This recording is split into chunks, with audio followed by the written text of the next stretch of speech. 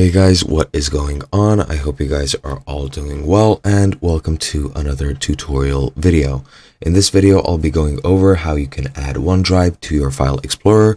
So let's get right into it. Whoops, excuse me. But yeah, pretty much what you want to do is search for OneDrive in your taskbar to the bottom left. As you can see OneDrive there. Just click on it and it'll pretty much show as the pop-up showed on my screen. Enter your email address. Let me just do that. Whoops. For some reason it crashed. Never mind. For some reason my device is bugging out. But what you want to do is go into the start search box. As I've said, click OneDrive. Then when it appears, click it in the search bar.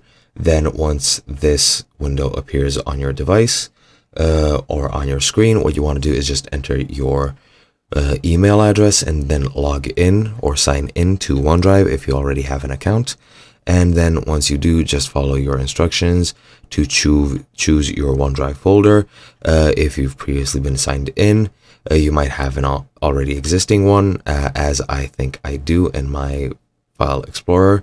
In that case, you can just click use this folder and it'll be perfectly fine.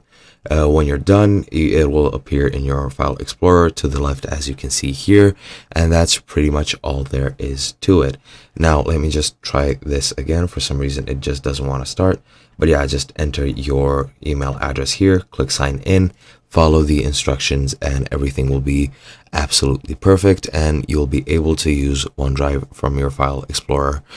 That's pretty much it. I hope you guys enjoyed. I'll be seeing you in another video.